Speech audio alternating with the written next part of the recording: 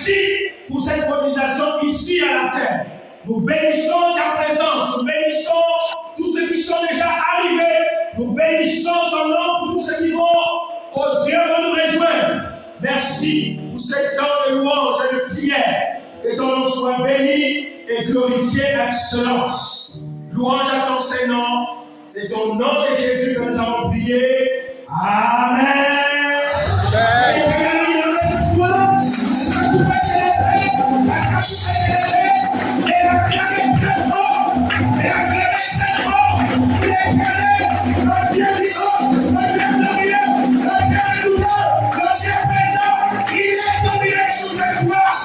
Alors, j'ai lancé la main là-bas, on ne nous a pas encore entendu. Alors on va clamer encore très fort en poussant les cris de joie, parce que c'est les temps de célébration, c'est les temps d'édification, mais aussi c'est les temps de communion fraternelle. Alléluia. Amen. Alors je vais compter jusqu'à 3 et ensuite nous allons pousser les cris de joie. Il faut que j'ai lancé, vous venez là-bas, on entend. Alléluia. Alléluia. Est-ce que tu es prêt? Commence à prendre la position, la position des vainqueurs, la position des conquérants, la position des triomphants. 2 et on fait 3.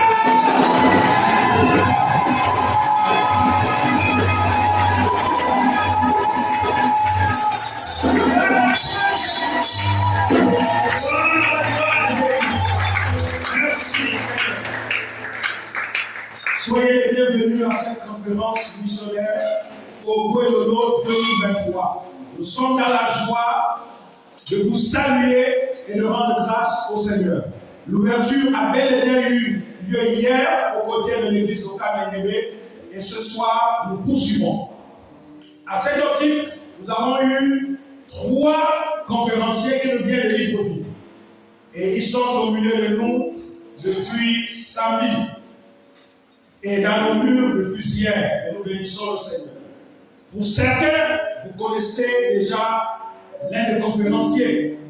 Parce qu'il a été ici dans cette province, il a servi ici dans cette province il y a quelques années en arrière. Alors donc, je m'en vais donc vous présenter notre conférencier. C'est le révérend pasteur Joannel. Et il est marié. Il est donc pasteur évangéliste. Il est donc pasteur à l'église locale de Loire, donc à Libandel. À Libandel, juste après le rond-point là, sont ici à Kanga, là, juste tout droit. Voilà, en allant vers le premier campement, le camp Pescarias, l'église d'Alibandel. Il est donc le pasteur local de l'église d'Alibandel. Et il est donné de nous ce soir en tant que conférencier de cette conférence qui finira dimanche. Nous sommes donc encouragés à être là, à inviter nos frères à prendre part à cette conférence et à écouter les instructions qui seront donc données. Nous sommes donc contents. Vraiment, pasteur, soyez les bienvenus chez nous, mais aussi chez vous. Et que Dieu vous bénisse, que vous soyez encore double, 4 fois une bénédiction pour notre église locale. Merci. Donc, sans plus tarder, nous allons donc encourager donc, le conférencier et le grand pasteur sous nos acclamations, s'il vous plaît.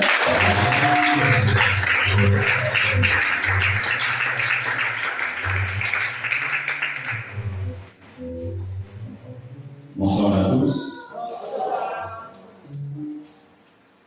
Je rends grâce à Dieu qui a permis que je vienne ici pour partager la pensée du Seigneur. Donc par rapport à la conférence missionnaire. Je rends également grâce à Dieu, aux pasteurs, aux conseils qui ont permis que je me tienne ici debout devant vous. Ils auraient pu dire, pasteur, nous ne te recevons pas, nous avons beaucoup reçu et nous sommes suffisamment enseignés. Mais par la grâce de Dieu, ils m'ont reçu et je bénis le Seigneur pour cela. Amen. Les amis, sachons donner de la valeur aux choses de Dieu. Amen. Donnons de la valeur aux choses de Dieu. Ne pensons pas que ce sont des choses du monde qui ont plus de la valeur. Si nous ne donnons pas de la valeur aux choses de Dieu, ce n'est pas quelqu'un d'autre qui va le faire. Donc, donnons de l'importance aux choses de Dieu. Et nous bénissons le Seigneur pour ces moments. Je voudrais, c'est Joël Valin, mon nom. Je suis marié, comme le pasteur l'a dit. Je suis père de beaucoup d'enfants. Pour certains, vous connaissez, pour d'autres, peut-être pas. J'ai servi ici dans le Belolo, précisément à l'Assemblée, pendant 5 ans, pendant 4 ans. Et donc, j'ai quand même eu du temps ici dans le Belolo. Alors, notre conférence va il y a 2 volets. Le volet enseignement, donc sur la formation, c'est-à-dire comment former les disciples. Ça, c'est ce que nous allons voir aujourd'hui et demain. Donc, à partir de jeudi, vendredi, samedi, nous allons rentrer dans les plénières et de ce côté-là, nous allons vous parler de l'évangélisation et de la mission. Là, je vais me focaliser sur le volet formation de disciples. Amen. Nous allons lever encore prier une fois de plus.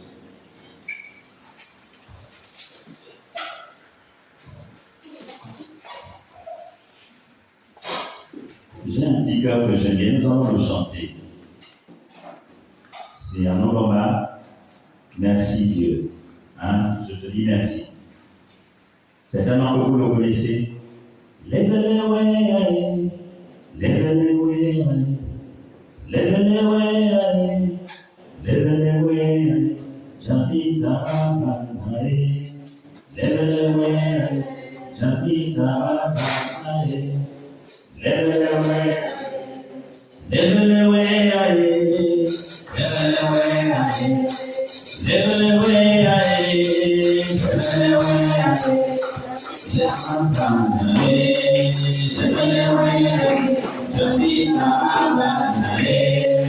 lève-les, ouais, vous le suivez.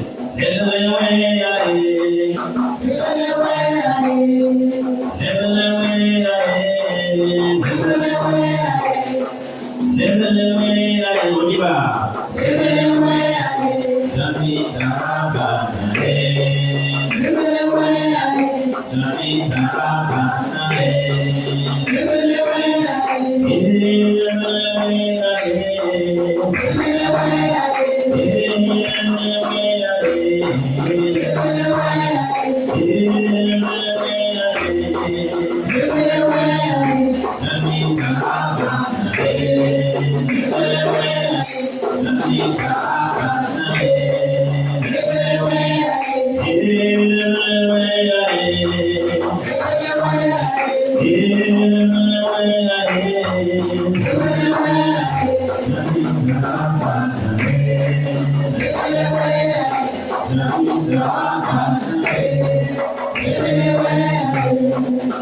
Nous bénissons ton nom, toi qui es le Dieu souverainement élevé, le Dieu au-dessus de toute puissance, le Dieu au-dessus de toute gloire, le Dieu au-dessus de toute majesté. Tu es grand, tu es incomparable. Seigneur, avant toi, il n'y a pas eu de Dieu comme toi. Après toi, il n'y a pas eu de Dieu comparable à toi. Tu restes unique Dieu. C'est pourquoi nous te célébrons. Toi qui as encore bien voulu renouveler notre souffle de vie. Toi qui nous as fortifiés, tu nous as puissamment équipés, tu nous as bénis, tu as pourvu à nos besoins. Seigneur, tu nous as soutenus, tu nous as gardés. Seigneur, nous te bénissons et nous te rendons des actions de grâce pour l'occasion que tu nous donnes ce soir de t'écouter, l'occasion que tu nous donnes d'être rassemblés autour de toi. Nous te disons merci. Merci parce que tu as grandement ouvert les échos de cieux pour nous arroser de tes grâces. Merci infiniment pour ton grand règne. Seigneur, que toute la gloire te revienne. Nous voulons, Père éternel, que tu disposes nos cœurs pour que nous recevions ce que tu as prévu pour nous ce soir pendant ces moments de la conférence, notre Père. Tu dis dans ta parole que si mon peuple périt, c'est parce qu'il lui manque la connaissance. Mais la connaissance est toi. La connaissance est avec toi. La connaissance est en toi, notre Dieu. Parle à chacun de nos cœurs. Bénis-nous, instruis-nous, Seigneur Dieu, éclaire-nous pour que ton nom soit glorifié dans nos vies. Nous refusons tout ce qui est étrangers à toi. Nous refusons tout ce qui ne donne pas ton nom du milieu de nous. Au nom de Jésus, nous prions, Seigneur, que seule ta présence nous influence, nous impacte complètement. Sois élevé, sois exalté, toi le Dieu qui vit au siècle des siècles. Au nom de Jésus, nous prions. Amen. Alléluia. Ok.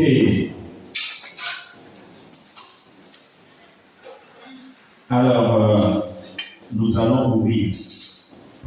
Il y a le livre de formation des disciples. Il est à 2000 francs.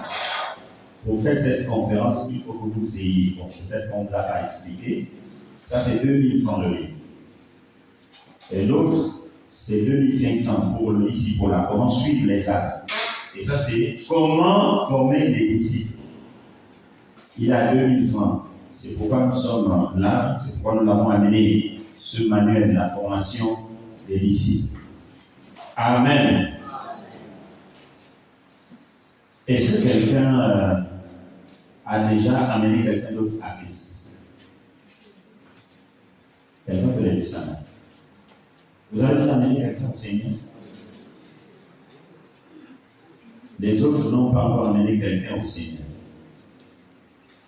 Pourquoi? Ceux qui n'ont pas encore amené des personnes au Seigneur, les gens les mains. N'ayez pas honte. N'ayez pas honte, levez les mains. Ok. Ce n'est pas un péché si vous n'avez pas encore amené quelqu'un au Seigneur. Amen. Matthieu 28, 18 à nous dit, allez faire de toutes les nations, les disciples, les baptisant au nom du Père, du Fils et du Saint-Esprit. La Bible dit, enseignez-leur à observer tout ce que je vous ai prescrit. C'est le Seigneur qui dit, allez. La première chose, c'est d'aller faire des disciples. Mais comment faire des disciples? Comment faire des disciples? C'est la question qui nous amène ici ce soir. Lisons 2 Timothée chapitre 2. 2 Timothée chapitre 2, verset 2. Que quelqu'un nous lise ça, s'il vous plaît.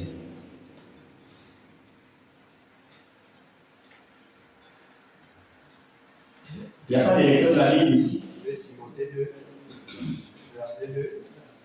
Et ce que tu as entendu de moi en présence de beaucoup de témoins, confie-le à des hommes fidèles, qui soient capables de l'enseigner aussi à d'autres. Et ce que tu as entendu de moi en présence de beaucoup de témoins, confie-le à des hommes fidèles qui soient capables d'enseigner aussi à d'autres. Dans ce verset de 2 Timothée chapitre 2, verset 2, le Seigneur parle à Paul et il nous exhorte. Il y a quatre générations que nous avons retenues dans ce verset. La première génération, deuxième génération, troisième génération, quatrième génération. Ici, Paul dit, il s'adresse à qui? À Timothée. Il dit, et ce que tu as reçu, ce que tu as entendu de moi, Paul s'adresse à qui? À Timothée. Il dit, ce que tu as entendu de moi, le tu là, hein, il est question de Timothée, de moi en présence de beaucoup de témoins, confie-le à des hommes fidèles qui soient capables de l'enseigner aussi à d'autres. La première génération, il y a Paul lui-même. La deuxième génération, il y a Timothée. Donc, Paul s'adresse à Timothée. Et la troisième génération, c'est des personnes fidèles. Et la quatrième génération, à d'autres. Donc, voyez un peu l'évolution des choses. Ça commence par Timothée, par Paul, et ensuite Paul transmet le message à Timothée. Timothée transmet le message à des hommes fidèles, et les hommes fidèles transmettent le message à d'autres. Donc, voyez un peu l'évolution, la progression de la chose. Amen. Donc, ici, l'objectif ici, c'est de former les disciples. Former les disciples. Nous, en tant que chrétiens, nous devons former les disciples. C'est la raison d'être de l'Église. Jésus-Christ nous a recommandé de former les disciples, de faire des disciples. Donc, quand une Église ne fait pas des disciples, quand les hommes et les femmes ne font pas des disciples, il y a une malaise, il y a un problème. le Seigneur lui-même, il a dit, allez, faites de toutes les nations des disciples. Donc nous devons aller. Et l'objectif de notre conférence ici, c'est de nous multiplier. C'est-à-dire, moi je fais un disciple, l'autre fait un disciple, ainsi de suite. Et il faut qu'il y ait une multiplication, une progression dans la façon de faire des disciples. Donc, le Seigneur veut que nous tous, nous fassions des disciples. Que nous produisions des disciples. C'est ce que le Seigneur veut, que nous fassions. Donc, la volonté de Dieu, c'est que nous fassions des disciples. Même si je suis chrétien, mais Dieu veut que je produise des disciples. Souvent, la difficulté que nous avons dans l'Église, nous évangélisons beaucoup. Et beaucoup d'âmes sont gagnées à Christ. Et beaucoup d'âmes repartent dans le monde. Pourquoi? Parfois parce que le suivi n'est pas souvent conséquent. Le suivi n'est pas parfois bien fait. Et les personnes repartent en arrière. Et c'est pourquoi nous voulons maximiser sur le suivi. Et Paul l'a dit ici dans 2 Timothée. Il dit ce que tu as reçu de moi. Donc moi j'ai été formé, je t'ai formé. Mais à ton tour, il faut que toi aussi, tu ailles former des personnes fidèles. Pas des personnes qui vont être fidèles, qui vont se fatiguer en chemin, mais qui vont continuer de perpétuer mon œuvre ou l'œuvre du Seigneur. Et les hommes fidèles vont le faire et ensuite ils vont transmettre la chose aux hommes ou à d'autres personnes. Amen. Et les problèmes que nous avons dans l'Église, c'est ça. Nous pensons que c'est le pasteur seul qui a la responsabilité de faire des disciples. Nous pensons que c'est le comité d'évangélisation qui a la responsabilité seul de faire des disciples. Nous pensons que c'est la coordination régionale d'évangélisation qui a la responsabilité de faire des disciples. C'est à nous tous que la responsabilité de faire des disciples a été donnée. À toute l'Église. Donc il ne faut pas qu'on soit en retrait. Il y en a certainement qui m'ont dit, moi je suis chantre, je ne suis pas concerné. Il y en a qui m'ont dit, moi je suis intercesseur, je ne suis pas concerné.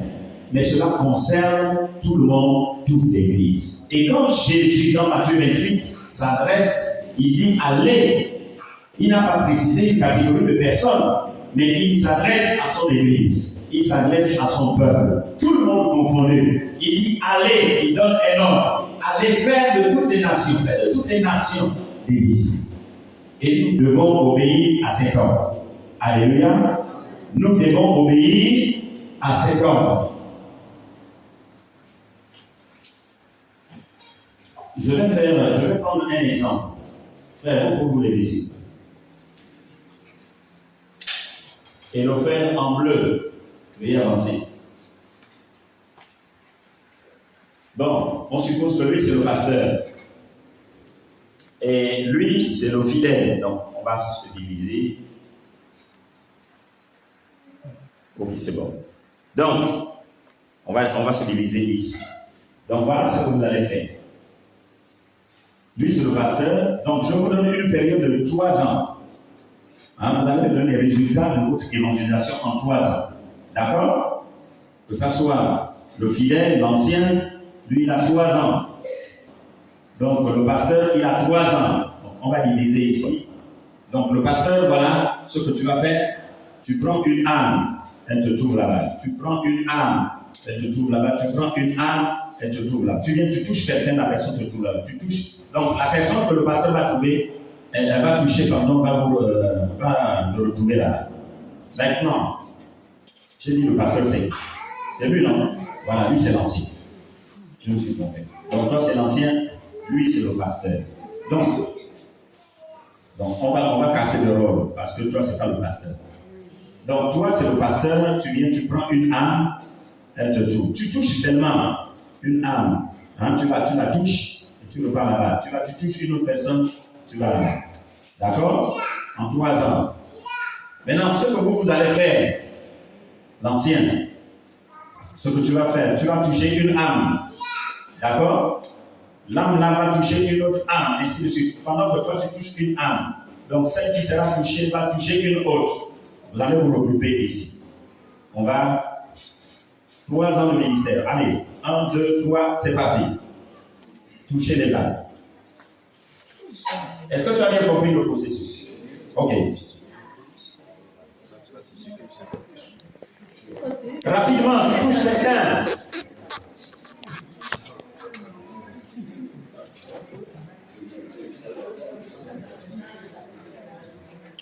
Vous tous, vous ne restez pas debout. Chacun donc touche une âme. Hein? Chacun de vous touche une âme. Et vous continuez de toucher, vous ne vous arrêtez pas.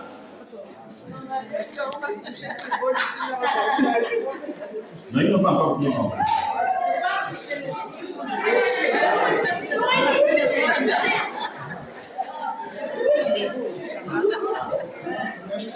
Non, moi je ne l'ai pas touché.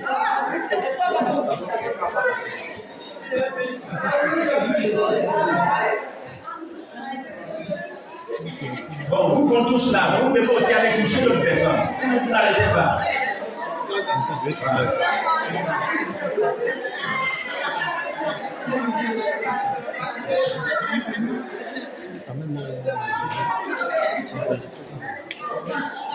Est-ce que quelqu'un vous a touché qui part là?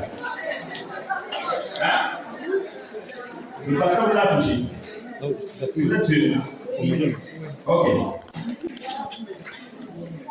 Bon, on va s'arrêter. On suppose qu'on a fait le travail en 3 ans. D'accord? Bon, maintenant on va faire le décompte.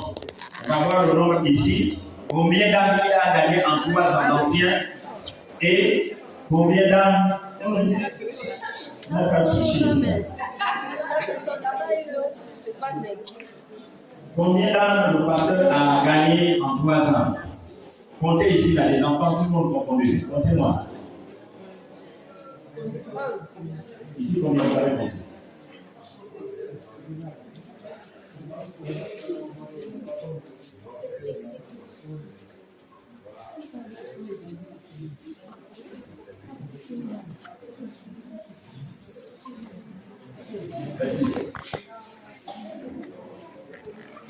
Rapidement, rapidement, rapidement. Non, plutôt c'est pas.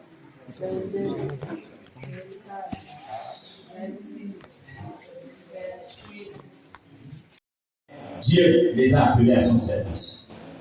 Amen. Donc c'est important que nous nous levions. Les amis, Jésus a dit qu'il revient bientôt. Maintenant, si bien nous trouvons dans cette position d'inaction, nous sommes là, nous ne faisons rien, Dieu va nous demander des comptes. Dieu va nous demander des comptes. L'objectif ici, c'est-à-dire que nous fassions, il y a ce qu'on appelle, on va dire un peu, mais vous n'avez pas de livre, je suis en train de lire seul. Hein? Il faut avoir cherché à avoir le manuel à demain, il faut chercher à l'avoir.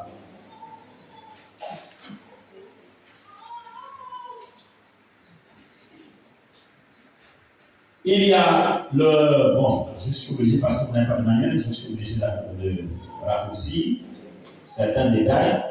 Il y a la croissance rapide. C'est-à-dire la croissance rapide se situe en 2 phases. Il y a ce qu'on appelle la croissance rapide, ce que vous avez vu avec l'ancien. Hein, l'ancien n'a fait qu'ajouter... Non, l'ancien n'a fait que multiplier. Hein, les fidèles se sont multipliés. Les fidèles se sont multipliés. C'est la croissance exponentielle. Je vais expliquer ce que c'est la croissance exponentielle. Il y a la croissance rapide qui consiste à additionner seulement.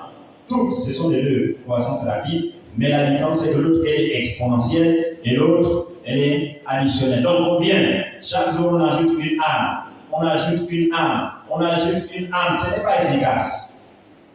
Ce n'est pas efficace. Ce qui est plus efficace, c'est que tout le monde se sente concerné. C'est que tout le monde fasse le travail. Ce n'est pas un problème d'âge dans le Seigneur. Je ne maîtrise encore rien. Dieu veut que nous soyons des disciples. Et qui parle de disciples, il faut aller apprendre. Il faut être au pied du maître. Il faut recevoir les enseignements, les instructions de la part du Seigneur. On doit recevoir les enseignements du maître. Notre maître, c'est Jésus. Et quand on refuse ces enseignements, on ne peut pas être disciple de Jésus. Il s'adresse à ses disciples, il s'adresse à ses enfants, il s'adresse à son église, ceux qui font membres du corps de Christ. C'est vous, c'est moi. Donc il faut que nous allions. Donc si moi j'ai gagné une âme, c'est-à-dire que je produise 2 deviennent 4, 4 deviennent Hein? 4 fois 2, ça fait 8. 8 fois 2, 16. Ainsi de suite, ainsi de suite. Que de vivre le système de la croissance qu'on ajoute, qu'on additionne. Est-ce que quelqu'un est dans l'église? Vous vous sentez à votre place dans l'église? Est-ce qu'on se sent vraiment concerné dans la chose de Dieu, dans l'église? Ou bien on est en retrait par rapport à la mission que le Seigneur nous confie? Il y a nos parents qui meurent, mais nous ne leur prêchons pas l'évangile. On ne se soucie même pas de jeûner, de prier pour nos parents qui ne connaissent pas le Seigneur. Souvent, ce qu'on dit, on a l'argument qu'on donne. Écoutez, le salut est personnel. Si la personne accepte, ça c'est son problème. Si la personne n'accepte pas, ça c'est son problème. Mais le Seigneur veut que nous nous sentions concernés, nous nous impliquions dans le travail. Arrête que tu aies été en formation ETD, en formation pastorale ou pas. Dieu veut que ce soit toi qui aille prêcher l'évangile. Amen. Donc, je vais expliquer quelques mots. La définition d'un mouvement de disciples, c'est une croissance rapide et exponentielle de disciples indigènes qui font à leur tour d'autres disciples parmi un peuple ou une population donnée. Est-ce que vous comprenez? Ils font des disciples et à leur tour, ils font d'autres disciples, ainsi de suite. Il y a une multiplication. Cette définition révèle plusieurs mots clés. Le premier est le mot rapide. On parle de mouvement de disciples lorsqu'il y a une croissance rapide des disciples. Le deuxième mot est exponentiel. Cela signifie que la croissance du nombre des disciples n'est pas une simple croissance par augmentation, c'est-à-dire ajouter chaque année quelques disciples à ceux qui existent. Par contre, les disciples se multiplient de manière exponentielle. Donc, j'ai expliqué.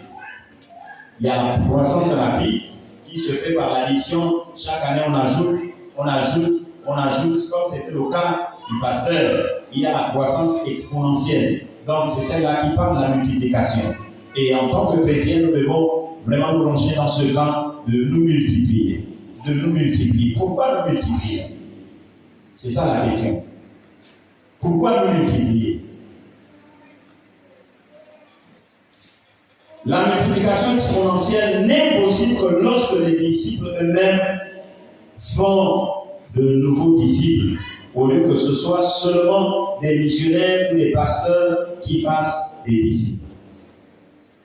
Il n'y a pas que seulement les pasteurs, il n'y a pas que les évangélistes, il n'y a pas que le comité d'évangélisation. Non, c'est tout le monde. Nous devons faire des disciples. Amen. Je crois qu'au sorti, si on le faisait, si chacun se mettait debout pour aller faire des disciples, je crois que le temple là devait déjà être plein. Beaucoup d'autres fidèles. Pas aller peupler les autres églises, parce que c'est souvent ça. Quand on va à l'évangélisation, on va dans une église, on dit frère, viens à l'église. Et puis on dit j'ai gagné une âme. Mais la personne a déjà été gagnée à Christ. Mais tu vas l'arracher à son église pour dire j'ai gagné une âme. Bon, sauf si tu es convaincu que la personne n'a pas encore Christ, mais présente-lui la personne de Christ. Amen. Ici, il est de question de nouvelles personnes. Le dernier mot est indigène, ce qui veut dire que les disciples puisent leur vitalité plus de l'intérieur que de l'extérieur. L'initiative et la responsabilité de faire de nouveaux disciples vient des disciples autochtones eux-mêmes. Donc, les autochtones là, c'est nous, les disciples là. Ce n'est pas quelqu'un d'autre qui va venir faire le travail à nous. Là, c'est nous. C'est à nous de nous lever, de faire les disciples. C'est un défi que je vous lance. C'est un défi. Quand les autres ont parlé du réveil, il y a réveil, il y a croissance, mais c'est sur le travail. Ce n'est pas parfois le pasteur seul. La force du pasteur, ce sont les membres, ce sont les fidèles. Dis amen. Amen. La force du pasteur, la force du conseil, la force des membres du conseil, des responsables d'église, ce sont les fidèles. Ce sont les fidèles.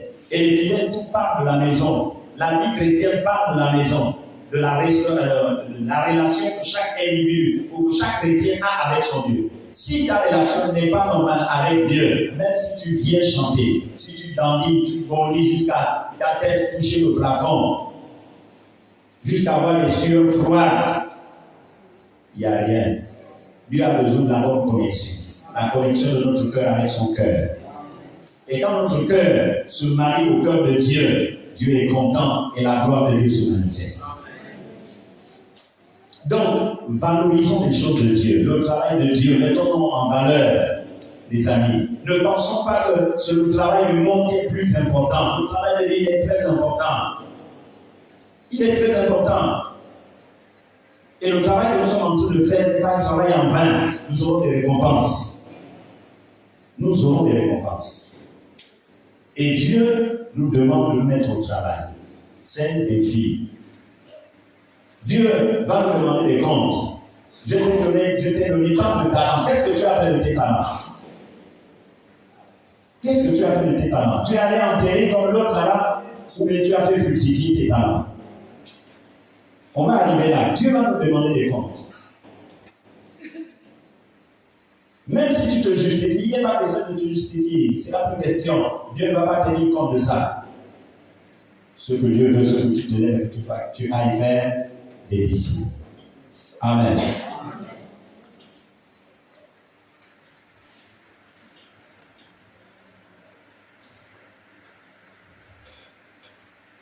Dans l'exemple de la puissance exponentielle ci-dessus, là vous voyez les chiffres, il s'agit, pour ceux qui ont le livre, il s'agit d'un disciple qui identifie une personne à faire un disciple.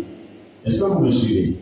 La croissance ou la puissance exponentielle. Il s'agit d'un disciple qui identifie, le disciple en bleu, identifie quelqu'un qui va faire un disciple. Et lui là aussi, après qu'il se soit fait former, il va aussi faire de quelqu'un d'autre un disciple, ainsi de suite. L'autre qui va gagner va faire aussi un disciple, ainsi de suite, ainsi de suite. Donc chacun se met au travail. Mais il y a une organisation. Et nous allons voir au fur et à mesure. La croissance rapide. Chaque disciple fait un disciple chaque 6 mois. Ça, c'est la croissance rapide. Chaque disciple fait un disciple chaque 6 mois. La croissance exponentielle. Un disciple devient 2. 2 disciples deviennent 4. 4 disciples deviennent 8. 8 disciples deviennent 16. C'est la multiplication. C'est la multiplication. C'est de ça que je vous parle. La croissance exponentielle. Vous voyez un peu, je vous ai pris l'exemple de 2 Timothée 2. Paul a fait Timothée. Timothée a donné à des personnes fidèles. Les personnes fidèles ont donné à d'autres. Donc le champ s'est élargi. Le nombre a augmenté. Et c'est ça. Mais il faut que chacun se sente concerné dans le travail du disciple. Je vous ai dit, ce n'est pas un problème du pasteur seulement. Ce n'est pas un problème des responsables seulement. Ce n'est pas un problème des évangélistes seulement. Mais c'est une affaire de tout le monde. C'est une affaire du corps du Seigneur. C'est une affaire de toute l'Église. Donc les arguments que tu donnes là, laisse-les de côté. Ce que Dieu veut, ce que tu identifies quelqu'un, et que tu fasses de ce quelqu'un-là un disciple. Et que ce disciple-là se fasse comme tu le formes, et que lui aussi, il aille faire un autre disciple. Il va identifier quelqu'un d'autre, ainsi de suite, ainsi de suite. Comme vous avez vu avec l'ancien. Le pasteur a peiné. En 3 ans, il a gagné combien d'heures nous avons compté? 26. C'est pénible, hein? Après, on dit que le pasteur n'a pas notion. Pendant que toi, tu es assis, tu manges. Même quand il s'agit de jeûner, tu ne veux pas jeûner. Toi, tu manges. Et tu viens critiquer le pasteur pour dire que le pasteur n'a pas de notion. Et tu ne sais pas que tu es en train de pécher.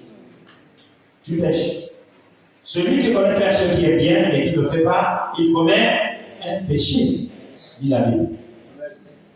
Quand tu connais qu'évangéliser c'est bien et tu ne le fais pas, tu pêches. Nous allons voir au fur et à mesure, quand nous allons entrer dans les plénières, pourquoi nous devons évangéliser, pourquoi nous devons former, etc., etc. Mais nous voulons juste pour aujourd'hui nous focaliser sur l'enseignement, sur le disciple. Est-ce que quelqu'un a compris le principe? La croissance qu'on additionne et la croissance rapide et exponentielle. Vous avez compris? Je vais dire, il y a une croissance additionnelle et une croissance de multiplication. C'est bon, non? Vous avez compris, non? Maintenant, laquelle de deux vous voulez choisir? La multiplication. Levez d'abord les mains ceux qui veulent choisir l'addition ou la multiplication. Si vous avez bien compris. Non, levez les mains. Moi, je ne peux pas voir les gens comme ça. Levez bien les mains. Vous êtes sûr? Bon, on va enlever les enfants. Vous avez compté combien de l'homme? Combien? C'est combien? 16, hein? 26. 26 ici, c'était combien? 45. 47, hein? 46. Bon, ok. 46. On va prendre 35 plus. On va enlever les enfants. 35 plus. On va dire ici. Combien? Bon, on va prendre 25. 35 plus 25, ça fait combien? 60, non? Hein? 60 personnes. Ça veut dire que, comme vous avez choisi pour la multiplication, ça veut dire qu'il faut qu'on gagne ici, les jours qui suivent, là, 60 autres personnes. Ils vont s'ajouter à vos effectifs. Je n'ai pas compté vos effectifs. C'est-à-dire que vos effectifs habituels. Parce que si vous êtes souvent combien? Oui, en moyenne. 200. 200. Plus combien on a dit? C'est 60, hein? 260, hein? Voilà. Dans vos effectifs, il faut que vous ayez 260. Sinon, si vous ne faites pas ça, ça n'arrive pas à 260, ça veut dire que vous n'avez pas encore compris le principe. Vous avez choisi, ce n'est pas moi qui vous ai obligé. Hein. Vous avez dit, moi je préfère la méthode de la multiplication. Ça veut dire que vous allez vous mettre au travail. C'est pas j'ai enlevé les enfants. Quelqu'un m'a compris? Dis Amen. Les 260 personnes devront s'ajouter. Hein? En fait, 60 personnes devront s'ajouter à vos effectifs habituels. 60 personnes. Il faut vraiment le faire. C'est un défi.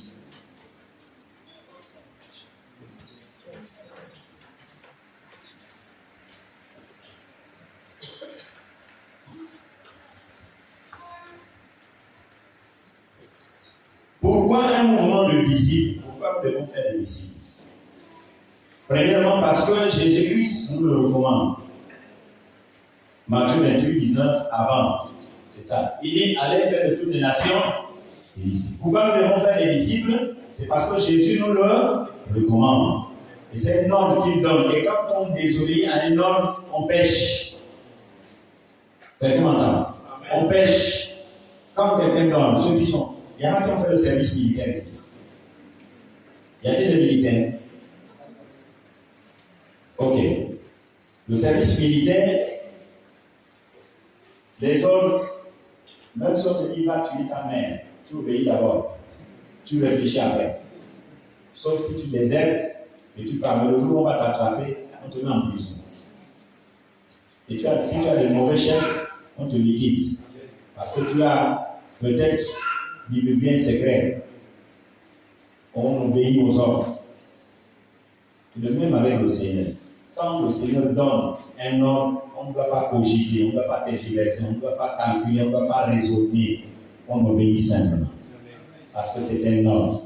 Hein? Le Seigneur parle à l'impératif. Il dit, allez, partez, allez-y. Non, Seigneur, je suis fatigué, je suis malade. Seigneur, j'ai la fièvre. Seigneur, il y a la pluie. Obéis simplement. Amen. Obéissons simplement. Obéissons. Dieu aime les gens qui obéissent. Donc, le Seigneur, nous devons faire des disciples parce que Jésus nous le recommande. Dans Matthieu 28, 18 avant, il dit allez-y, faites de toutes les nations des disciples. Est-ce que quelqu'un a une autre version de la Bible, parole de vie Oui, lisez-moi ça s'il vous plaît. Matthieu 28, 18 avant. En dehors de 8 secondes, je ne veux pas que vous lisiez 8 secondes. paroles vivantes. Allez-y, ma soeur. Allez donc dans le monde entier, faites des disciples parmi tous les peuples. Baptisez-les au Non, nom vas-y de doucement, ma soeur. Vas-y doucement. Allez donc dans le monde entier. Allez donc dans le monde entier. Faites des disciples parmi tous les peuples. Faites les disciples. C'est faire ou faites? Faites.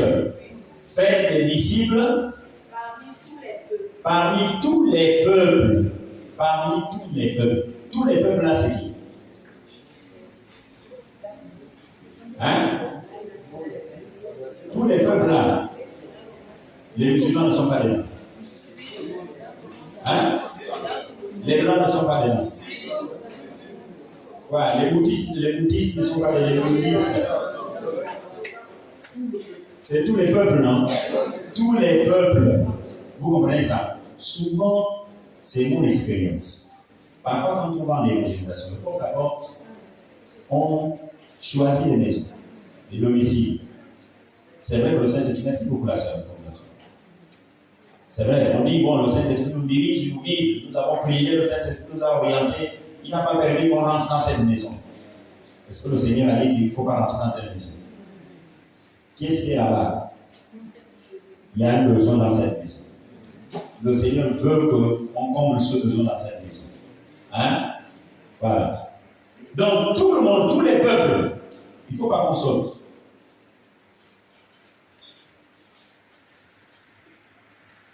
Donc, le Seigneur ne nous demande pas de faire des convertis, il ne nous demande pas de faire des fidèles de l'Église, il ne nous demande pas de faire les membres de l'Église, mais les disciples. Les disciples. Un disciple, c'est celui qui est au pied du maître. Un disciple, c'est celui qui apprend de son maître. Un disciple, c'est celui qui se laisse enseigner par son maître. C'est le disciple. C'est celui qui est soumis, qui est sous les ordres de son maître. C'est celui-là le disciple. Mais tout le monde veut devenir maître. Si réellement on est disciple de Jésus, mettons-nous sous les ordres du Seigneur. Mettons-nous sous les ordres du Seigneur. Dieu va nous utiliser puissamment. C'est dans l'humilité que Dieu manifeste sa gloire. Mais quand on manque d'humilité, les amis, la gloire de Dieu ne peut pas. On peut être fort, on peut être éloquent, on peut être comment intelligent. Mais quand on manque d'humilité, Dieu retire sa gloire.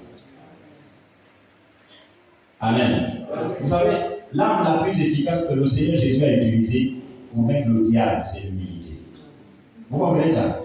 Il est Dieu, il est souverain, il est tout puissant, il est au-dessus de tout, il est le Dieu des dieux. Il connaît le secret de la création de toutes choses. Il est Dieu. Il n'y a pas quelque chose qui peut échapper à son contrôle. Et en tant que Dieu, il pouvait exercer son pouvoir pour dire: je refuse de mourir dans la croix pour la cause des hommes. Je suis puissamment élevé. Je suis plein d'autorité. Je refuse. Mais son autorité l'a abaissé. Plutôt son humilité. Son humilité l'a abaissé. Il s'est humilié. On s'est moqué de lui. On l'a traîné partout dans les tribunaux. Est-ce qu'il était incapable de paralyser ces personnes? Il n'était pas incapable. Même par un coup de vent fou, il souffle, tout le monde aveuglé, tout le monde. Il a dit: il y a un besoin là. L'humanité est en train de mourir, l'humanité est en train de périr. Il faut que je m'humilie. Et Jésus s'est abaissé. Le diable était content. Jésus, toi qui es Dieu, je t'ai eu.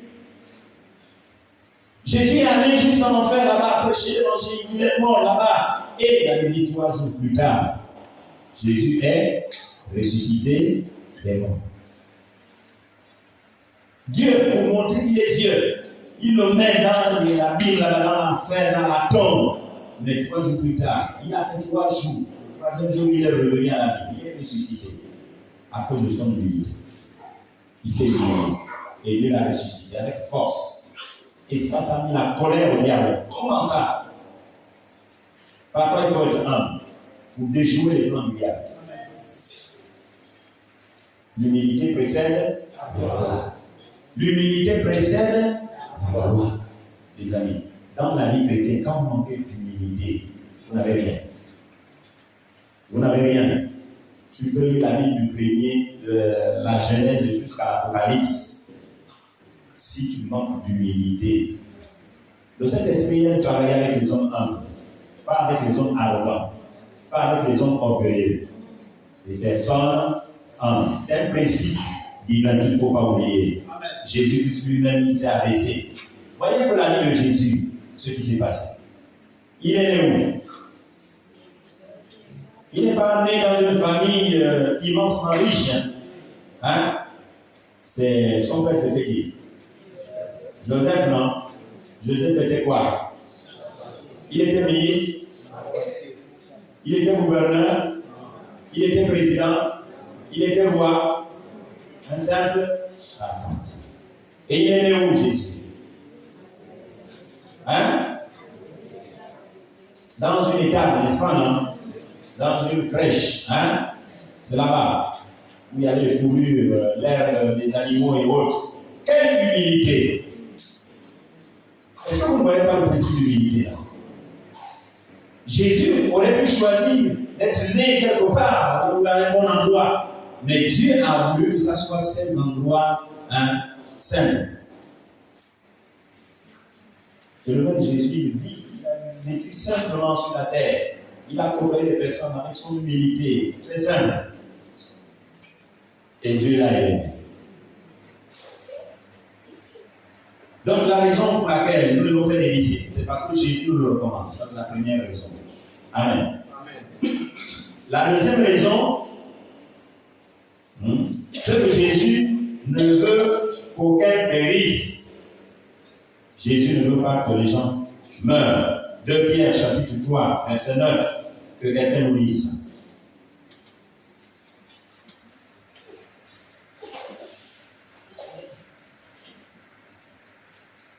Le frère en bleu va prendre 1 Timothée chapitre 2, verset 4.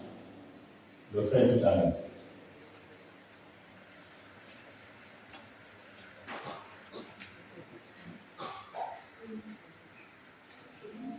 C'est bon? 1 Timothée, pardon, 2 Pierre chapitre 3, verset 9. Que quelqu'un nous lise ça.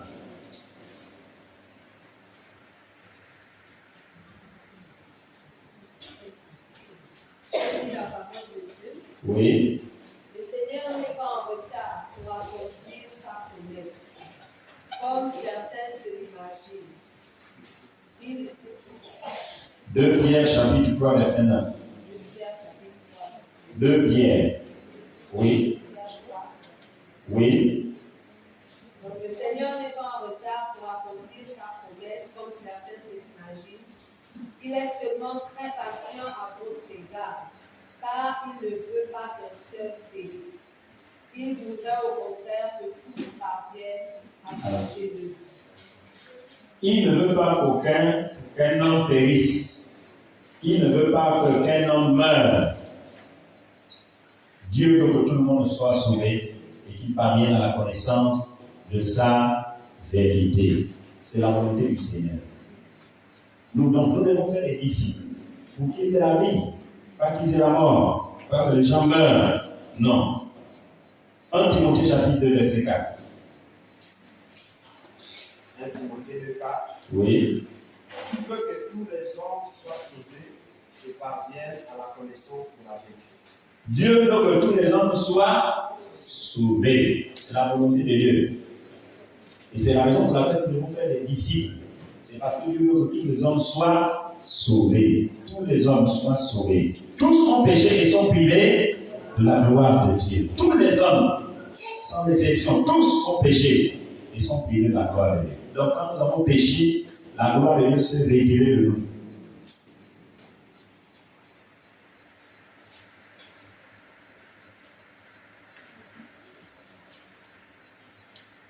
Marc 16, 15.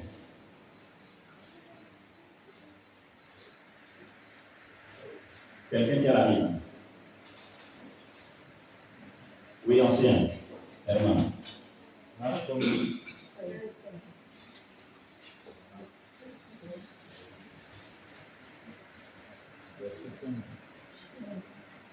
Oui, 16, 15.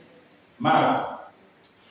Oui, il leur dit, allez partout le monde et prêchez la bonne nouvelle à toutes les créatures. Allez dans le monde entier et prêchez la bonne nouvelle à tous les hommes. Allez. C'est le même verset c'est un verset parallèle à Matthieu 28. Prêchez la bonne nouvelle. La bonne nouvelle. Pas une nouvelle qui condamne, mais une nouvelle qui réjouit. Amen. Nous, notre bonne nouvelle, c'est qu'on condamne tous les pécheurs, tu vas mourir demain. Les prières d'imprécation. Donc, nous retenons que nous devons faire des disciples parce que Christ nous le demande. Deuxièmement, parce que Jésus-Christ ne veut que quelqu'un ne périsse. Troisièmement, parce que Jésus-Christ veut que les hommes fassent, que les personnes deviennent des disciples à leur tour pour former des disciples. Pour nous gagner des disciples et que ces disciples-là deviennent à leur tour des disciples. Allez faire de toutes les nations des disciples, les baptisants au nom du Père, du Fils et du Saint-Esprit. Enseignez-leur à observer tout ce que je vous ai prescrit. L'enseignement continue. Il ne s'arrête pas. Le Seigneur dit, faites des disciples. On doit faire des disciples. C'est en gagnant les âmes à Christ. Donc la première raison pour laquelle nous devons faire des disciples, c'est que le Seigneur nous recommande, c'est parce que le Seigneur nous recommande de faire des disciples, parce que Jésus ne veut pas que les hommes meurent, même pas un seul. Troisièmement, parce qu'il veut que nous fassions des disciples et que ces disciples aussi fassent à leur tour des disciples. Amen. Donnez-moi 3 raisons qui font que nous fassions des disciples.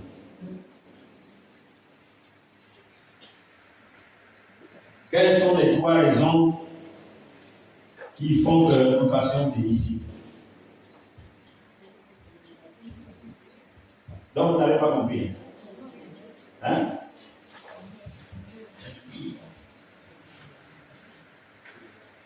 Donc, vous n'avez pas compris. Qui n'a pas compris? Ça veut dire que tout le monde a compris. C'est ça, non? Bon, maintenant, moi, je vais vous pointer du doigt. Vous allez me dire ce que vous avez compris. Maintenant, vous regardez les cahiers. Oui, la sœur, qu'est-ce que vous avez compris?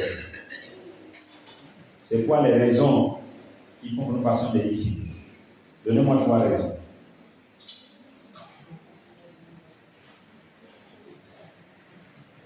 La première raison, c'est que Jésus nous recommande, n'est-ce pas, non, de le faire. La deuxième raison, c'est quoi?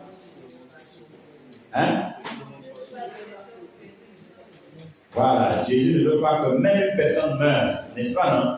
Ça, c'est ça. Et la troisième raison, c'est que c'est les disciples qui sont gagnés face à leur tour d'autres disciples. Est-ce que vous comprenez? Donc, nous arrivons à la multiplication. Il faut retenir ça. Demain, je vais vous poser la question. Il ne faut pas rester à la maison parce que le pasteur il va me poser la question. Maintenant, si tu m'entres là-bas, je vais prier pour toi pour que le Seigneur touche ton cœur que tu viens ici. Il ne faut pas trouver les stratégies.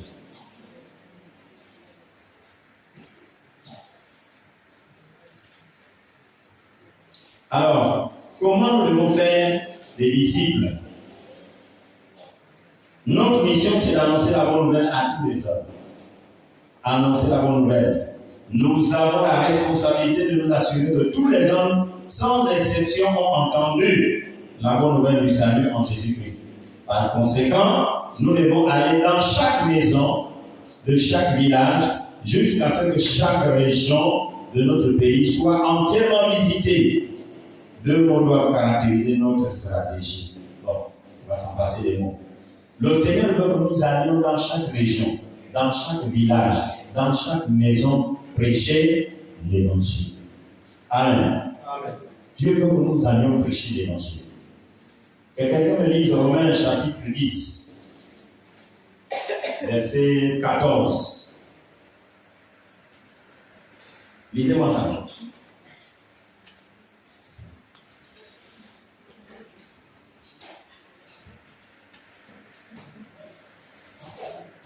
Nemis 14.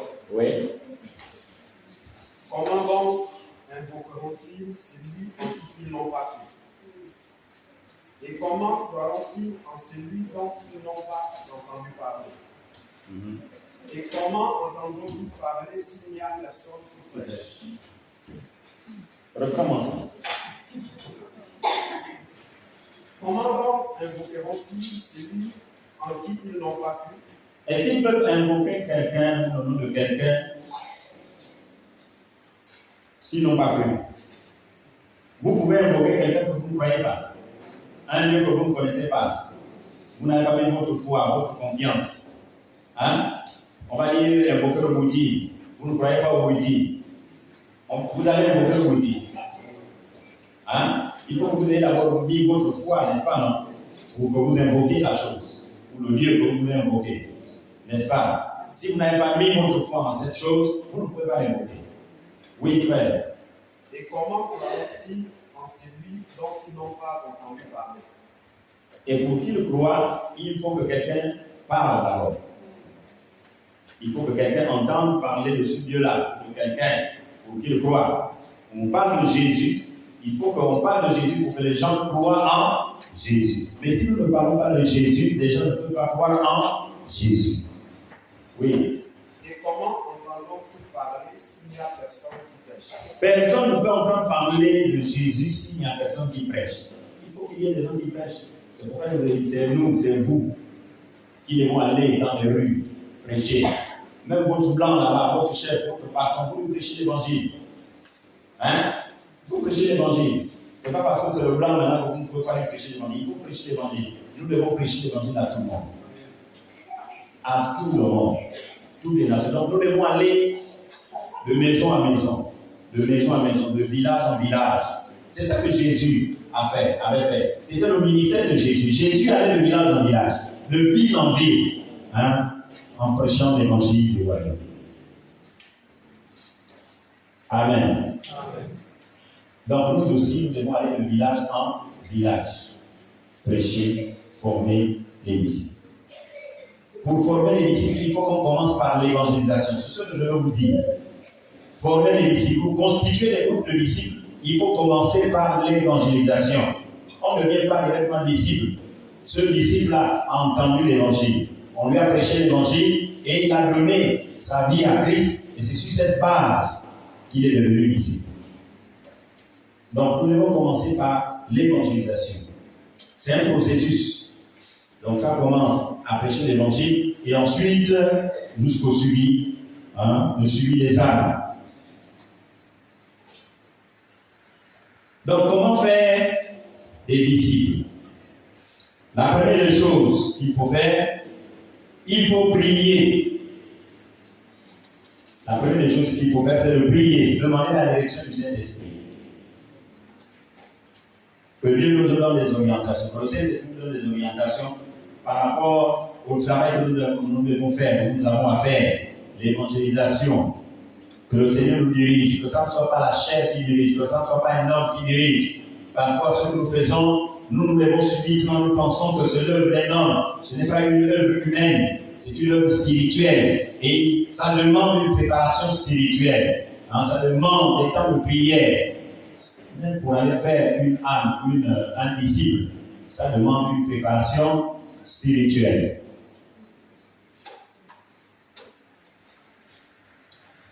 Donc, le responsable de l'église locale organise la prière.